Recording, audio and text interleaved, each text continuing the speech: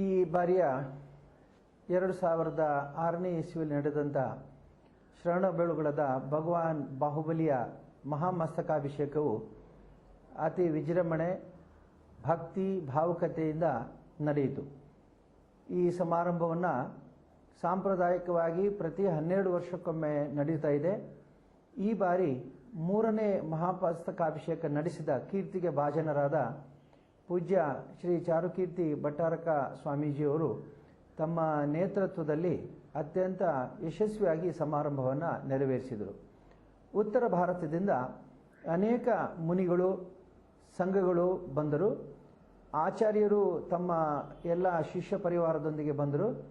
ಹೀಗಾಗಿ ಧಾರ್ಮಿಕ ವಾತಾವರಣ ತುಂಬಿ ಆ ಪ್ರದೇಶವೆಲ್ಲ ಜಾಗೃತವಾಯಿತು.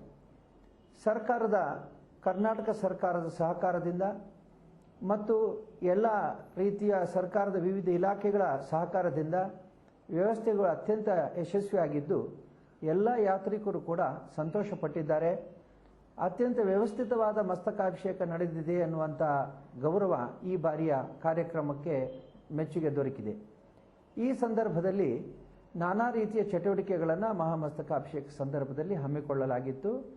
ಮುಖ್ಯವಾಗಿ ಧಾರ್ಮಿಕ ಕಾರ್ಯಕ್ರಮಗಳು, ಪ್ರವಚನಗಳು ಮುಂತಾದ ನಡೆದು ಮಹಾಮಸ್ತಕಾಭಿಷೇಕವನ್ನು ಈ ಸರಿ ವಿಸ್ತಾರವಾಗಿ ಸುಮಾರು 11 ದಿವಸಗಳ ಕಾಲ ನೆರವೇರಿಸಿದ್ರಿಂದ ಪೂಜ್ಯ ಭಟ್ಟಾರಕರ ಈ ತೀರ್ಮಾನದಿಂದಾಗಿ ರಾಷ್ಟ್ರದ ಎಲ್ಲ ಜನತೆ ಭಕ್ತರು ಸಂತೋಷಪಟ್ಟಿದ್ದಾರೆ. ದೂರದರ್ಶನದ ಮೂಲಕ ಮತ್ತು ವಿವಿಧ ಚಾನೆಲ್ಗಳ ಮೂಲಕ ನೋಡಿ ಸಂತೋಷವನ್ನು ಪಟ್ಟಿದ್ದಾರೆ. ಇದೇ ರೀತಿ ಮನೋರಂಜನೆ ಕಾರ್ಯಕ್ರಮಗಳಾಗಲಿ ಅಥವಾ ಇನ್ನಿತರ ವಸ್ತು ಪ್ರದರ್ಶನ, ಪುಸ್ತಕ ಪ್ರದರ್ಶನ ಕಾರ್ಯಕ್ರಮಗಳಾಗಲಿ ಸುವ್ಯವಸ್ಥಿತವಾಗಿ ನೆರವೇರಿದ್ದು ನಮಗೆಲ್ಲ ತುಂಬ ಸಂತೋಷವನ್ನುಂಟು ಮಾಡಿದೆ. ಈ ಬಾರಿಯ ಈ ಮಹಾಮಸ್ತಕಾಭಿಷೇಕದಲ್ಲಿ ಪ್ರಧಾನ ಪೋಷಕ ಅನ್ನುವ ನೆಲೆಯಲ್ಲಿ ನನಗೂ ಕೂಡ ಈ ಅವಕಾಶ ದೊರಕಿದ್ದು ನನ್ನ ಭಾಗ್ಯ, ಸುಕೃತ ಅಂತ ನಾನು ತಿಳಿದು ಭಗವಾನ್ ಬಾಹುಬಲಿಯ ಶಾಂತಿಯ ಸಂದೇಶ ಮತ್ತು ಮಹಾಮಸ್ತಕಾಭಿಷೇಕದ ಸಂದೇಶ ಈ ಬಾರಿ ಇಡೀ ವಿಶ್ವಕ್ಕೆ ದೊರಕಿದೆ.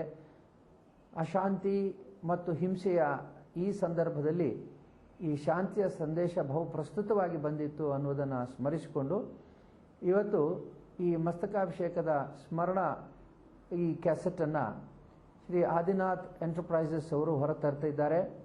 ಇದೊಂದು ಒಳ್ಳೆಯ ದಾಖಲಾತಿ ಆಗುತ್ತೆ. ಮುಂದಿನ ಜನಾಂಗಕ್ಕೆ ಮತ್ತು ಮುಂದಿನ ಶತಮಾನಕ್ಕೆ ಇದೊಂದು ಉತ್ತಮ ದಾಖಲಾತಿ ಆಗಲಿ ಅಂತ ಹೇಳಿ ನಾನು ಹಾರೈಸಿ ಭಗವಾನ್ ಶ್ರೀ ಮಂಜುನಾಥ ಸ್ವಾಮಿ ಮತ್ತು ಭಗವಾನ್ ಬಾಹುಬಲಿ ಆಶೀರ್ವಾದ ಎಲ್ಲ ಜನತೆಗೆ ಇರಲಿ ಅಂತ ಹೇಳಿ ನಾನು ಪ್ರಾರ್ಥಿಸ್ತೇನೆ.